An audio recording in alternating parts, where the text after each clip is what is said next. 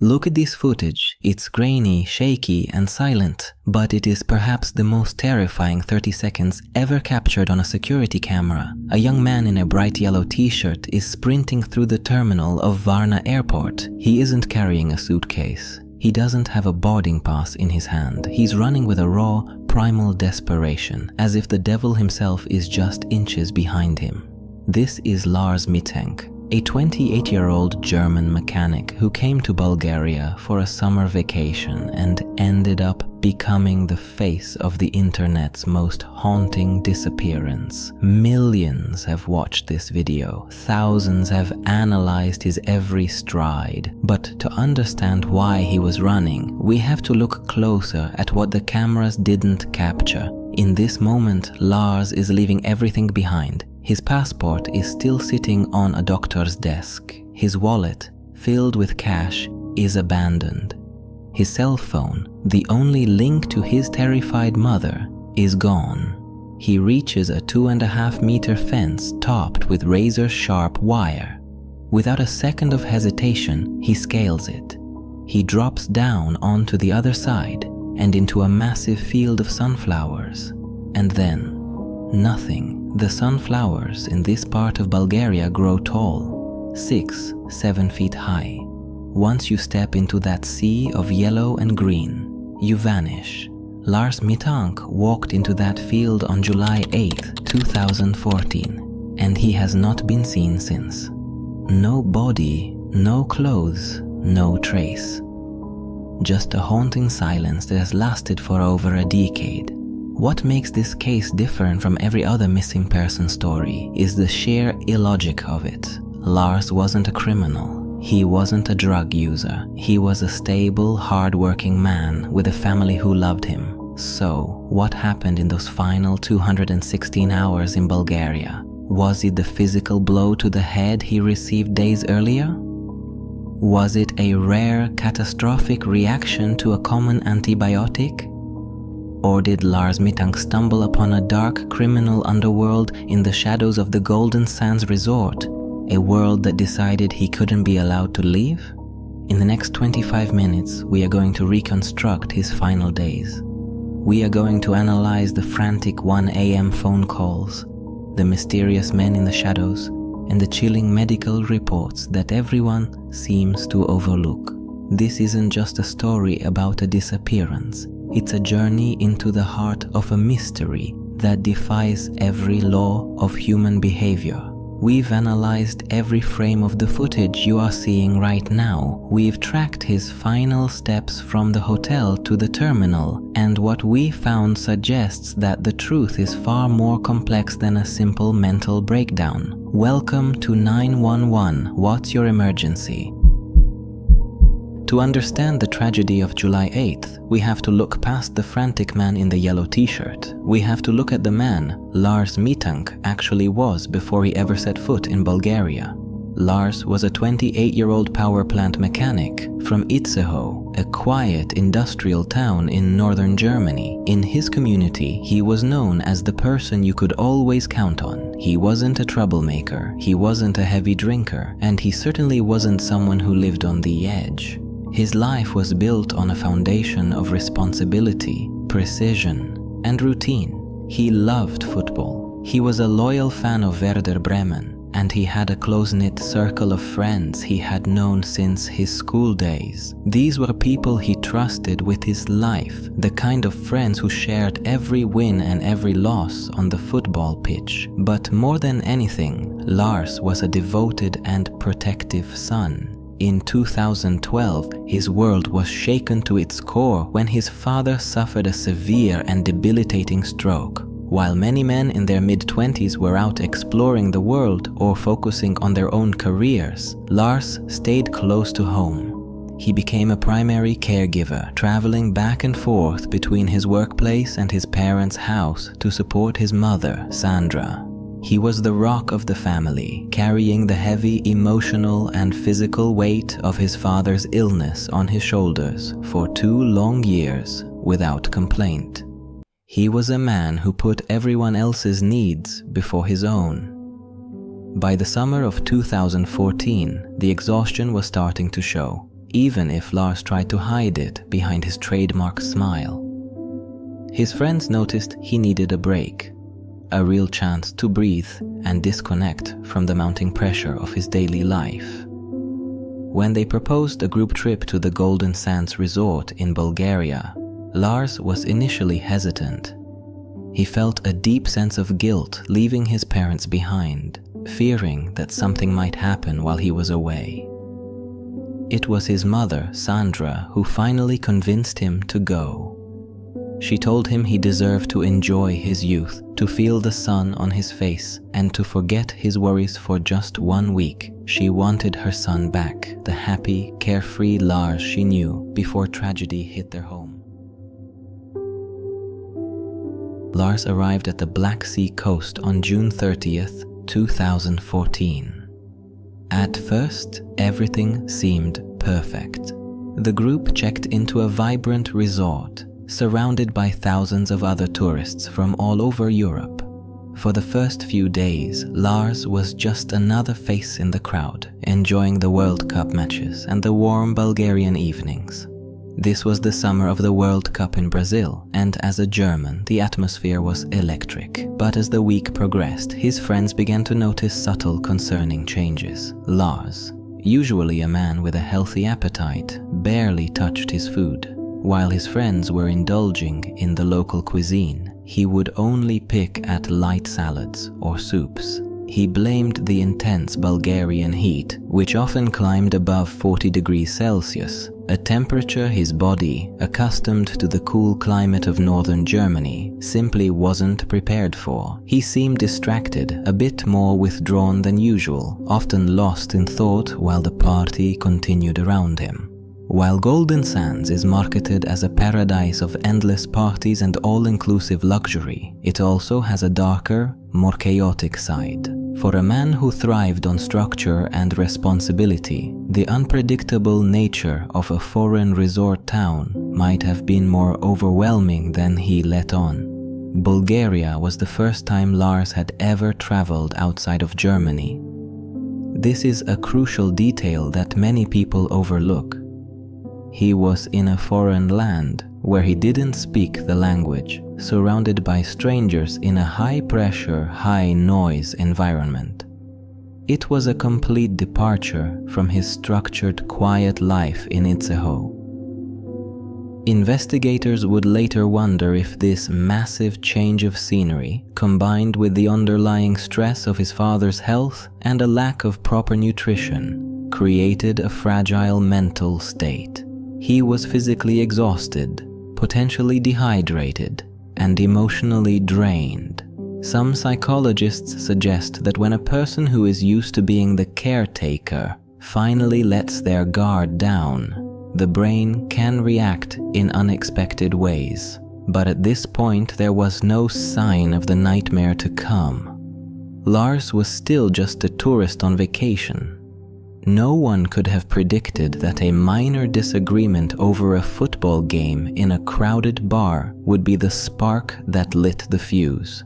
As the first week of July came to an end, the holiday of a lifetime was about to transform into a desperate, lonely struggle for survival. Lars was about to enter a sequence of events that would strip him of his friends, his safety, and eventually his very existence. He was moving toward a point of no return, caught in a spiral of events that would leave his family with a decade of unanswered questions. Chapter 3. The Golden Sands Incident. The turning point came on the night of July 6, 2014. Lars and his friends were at the Ministry of Cocktails, a loud high-energy bar in the heart of Golden Sands. While watching a World Cup match, a verbal argument broke out. Lars, a Werder Bremen fan, clashed with a group of Bayern Munich supporters. According to his friends, it was typical football trash talk. No punches were thrown, and the situation seemed to blow over. But for Lars, the confrontation was far from finished. Later that night, the group stopped at a McDonald's. Lars told his friends he wasn't hungry and decided to wait outside or head back alone. He vanished into the night. When he finally showed up at the hotel the next morning, He was a different man. He was pale, trembling, and clutching his head. He claimed that after they separated, he was hunted down by 4 men, Bulgarians or Russians, hired by the football fans from the bar. He said they beat him severely, specifically targeting his head and his left ear. This is the first major red flag in the case. No witnesses ever confirmed this attack. In a resort packed with tourists and security cameras, not a single frame of footage shows a 4-on-1 assault. Was the attack real, or was it the first spark of a paranoid break? The physical damage, however, was very real. Lars complained he couldn't hear. A local doctor examined him and delivered a devastating blow, a ruptured eardrum. The verdict was firm. Lars could not fly. The cabin pressure during a flight could cause a fatal brain hemorrhage. His friend's vacation was over. Their flight was scheduled for the next morning. They offered to stay, but Lars refused. He didn't want to be a burden. He insisted they fly home, promising he would follow by bus or a later flight once he was cleared. On July 7th, Lars watched his friends leave for the airport. For the first time, he was truly alone in a foreign country. He checked out of the resort and moved to Hotel Color in the city of Varna. The contrast was jarring. Golden Sands was a neon paradise. The area around Hotel Color was industrial, grimy, and isolated. Lars was now alone in a small dark room, holding a prescription for an antibiotic called Kevprozil. This is when the walls began to close in. The pain in his ear was radiating through his skull, and the silence of the hotel room was replaced by a growing, frantic suspicion. He became convinced the men from the bar were still out there, watching the hotel entrance, waiting for him to leave. Every footstep in the hallway sounded like a threat. Every shadow under the door looked like someone lingering. He was no longer a tourist. He was prey. He reached for his phone and called the only person he could trust, his mother, Sandra. These calls weren't about the weather or his trip. They were frantic whispers. "Mom, they're trying to kill me. They've copied my credit cards. I need to hide." Lars wasn't just worried anymore. He was in a state of total hypervigilance. The Golden Sands incident had done more than rupture his ear. It had shattered his sense of reality. He was a man trapped in a foreign city, convinced that a death sentence had been placed on his head. The clock was now ticking toward his final morning at the airport, and the paranoia was just beginning to peak. As the sun set over Varna on July 7th, Lars Mittank was a man living in a waking nightmare. He was checked into room 212 at Hotel Color, but he wasn't sleeping. While most tourists were out enjoying the city's nightlife, Lars was barricaded inside, convinced that the world outside his door was closing in. This is the period where his behavior shifted from concerned to completely detached from reality. The surveillance cameras inside Hotel Color tell a chilling story. Lars wasn't resting his injured ear, he was pacing. Footage from the hallway shows him looking out of his door every few minutes, peering into the shadows. At one point he is seen entering the hotel elevator, but he doesn't press a button to go to a different floor. Instead, he simply stands in the corner, hiding in the blind spot of the elevator's small space, as if he believed the walls themselves could offer protection. He stayed there for several minutes, paralyzed by a fear that no one else in the building could see. During these hours, his communication with his mother Sandra reached a fever pitch. He called her multiple times in the middle of the night, his voice a frantic whisper. This wasn't the calm, reliable Lars she knew. This was a man in the grip of a total psychological collapse. He told her, "Mom, don't let them find me. They are coming for me. You have to block my credit cards right now. They've copied my information." He was convinced that the hotel staff or the men from the bar fight were part of a massive, coordinated effort to trap him. At approximately 1 a.m., the pressure became too much. Lars couldn't stay in the room anymore.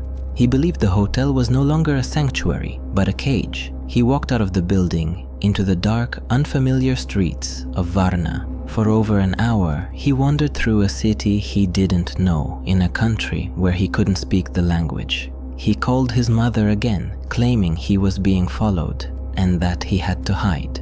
Where did he go during that hour? Nobody knows. Some believe he was searching for a way out of the city, while others think he was simply running until his legs gave out.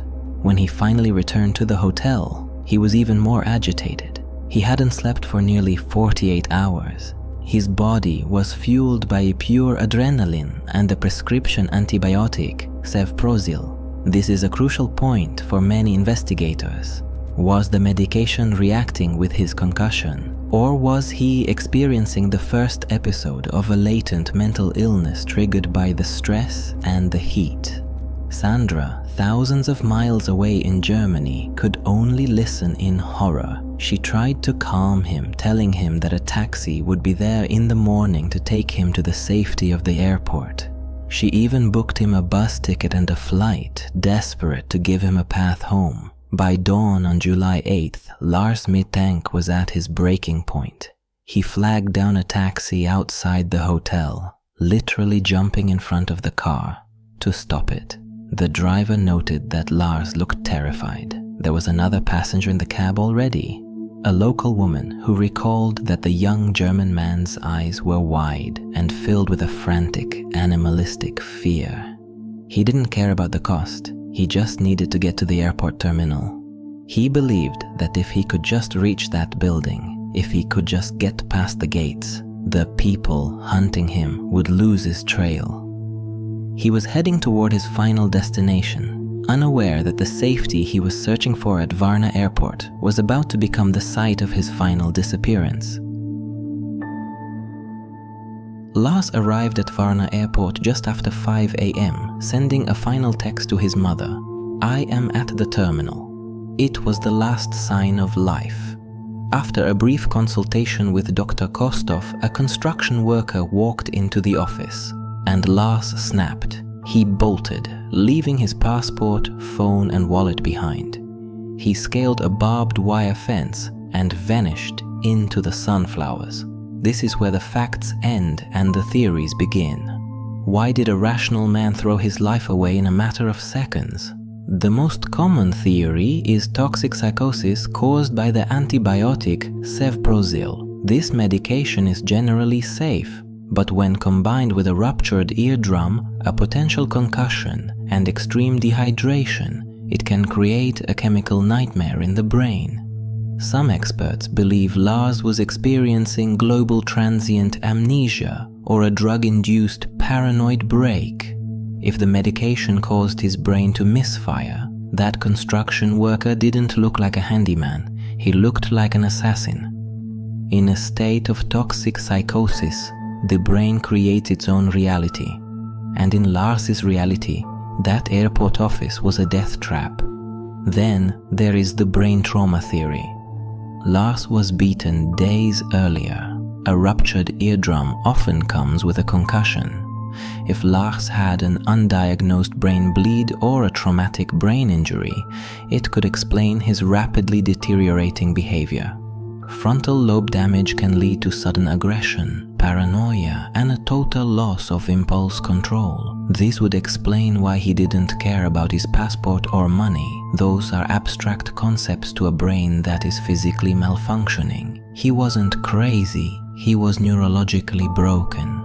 But for those who don't believe in medical coincidences, the Bulgarian mafia theory carries a lot of weight. Varna is a beautiful resort town, but in 2014 it was also a hub for organized crime and human trafficking. Some theorists believe the football fans Lars argued with were actually connected to local gangs. They suggest Lars wasn't paranoid, he was actually being hunted. In this version of the story, the construction worker at the airport was a signal, a spotter for a hit squad waiting outside. Lars didn't run because he was sick. He ran because he realized the people trying to kill him had infiltrated the airport security. A more modern and darker theory is the mule theory. This suggests that during the hours Lars was missing after the bar fight, he was intercepted by criminals. They may have forced him to swallow or carry drugs, promising him safety only if he boarded the plane. His frantic calls to his mother about copying cards might have been a coded cry for help. If Lars realized he was being used as a drug mule and saw someone he thought was a plainclothes officer or a rival gangster at the airport, he might have panicked, knowing that staying meant prison or death. Then there are those who believe Lars used the chaos to start a new life. As a fan of survivalists like Bear Grylls, did Lars decide to disappear on purpose? Perhaps the stress of his father's illness and the pressure of his life in Germany became too much. By leaving his passport and phone, he effectively erased his identity. This theory suggests he lived in the Bulgarian wilderness, using his survival skills to stay off the grid. While it sounds like a movie plot, it's a theory his mother has had to investigate many times, following leads of homeless Germans across Europe. Lastly, we have to consider the latent schizophrenia theory. Psychotic breaks often manifest in men in their late 20s. High stress, lack of sleep, and a foreign environment are the perfect triggers for a first episode. If Lars had an underlying condition he didn't know about, the stress of the ear injury could have pushed him over the edge. In this scenario, there were no hitmen, no mafia, and no drug deal. There was only a young man's mind collapsing under its own weight, turning a sunny morning in Bulgaria into a distorted house of horrors. Every one of these theories has a flaw. If he died in the field, why was nobody ever found, despite massive searches with heat-seeking cameras? If he was kidnapped, why do it in front of airport security? After 10 years, we are no closer to the truth. We are only left with that haunting video and the question, what did Lars Mittank see that the rest of us missed? The sunflowers in Varna bloom and die every year, but for Sandra Mittank, time has stood still since July 2014. The search for Lars didn't end when the police siren stopped. It became a global effort. Sandra hired private investigators, spent her life savings, and created a massive social media presence. Every time a John Doe appears in a hospital in Brazil or a homeless man with a German accent is spotted in a train station in Berlin, the world holds its breath. We saw it in 2016 when a photo from Porto Alegre circulated, claiming a man who looked exactly like a bearded Lars had been found. It turned out to be a missing Canadian. We saw it again in 2019 when a truck driver in Germany claimed he picked up a hitchhiker who didn't know his own name. Each lead is a spark of hope that ends in a cold reality. The most haunting part of this case is the physical proximity to safety. Lars wasn't in the middle of a desert or a vast ocean. He was at a modern international airport, surrounded by thousands of people and security personnel. He was seconds away from a boarding pass that would have taken him back to his mother's kitchen in Itzehoe. But for a mind in crisis, a few feet can be an unbridgeable canyon. The case of Lars Mittank is a terrifying reminder of how fragile our reality truly is. One minute you are a responsible man on vacation, and the next you are a ghost in the machine, a digital artifact on a YouTube video that never ends. Some say he died of exposure or thirst in the intense heat of the Bulgarian summer. Others believe he fell into the hands of people who hide their crimes in the deep woods near the A2 highway. But there is a small, quiet group of people who believe Lars is still out there. They believe that somewhere in Europe there is a man who looks at the sunflowers and feels a strange, distant fear he can't explain. A man who lost his memory but saved his life, whether he is a victim of a crime, a victim of his own biology, or a man who successfully chose to disappear. Lars Mittank remains the internet's greatest what if. As we close this investigation, we turn the question to you. You've seen the footage. You've heard the frantic calls. You've walked through the theories of the doctors and the detectives. Do you see a man who was broken or a man who was hunted? This channel isn't just about telling stories, it's about keeping them alive so that one day they might be solved. If you have any information, or if you've seen anyone matching Lars's description, contact the Findet Lars Mittank organization. Thank you for watching 911. What's your emergency? Lars Mittank's story is a haunting reminder of how fast reality can shatter. If you haven't already, hit the subscribe button to join our community and you don't want to miss what's coming next. In the meantime, check out our other deep dives appearing on your screen right now to see more cases that defy explanation. Good night.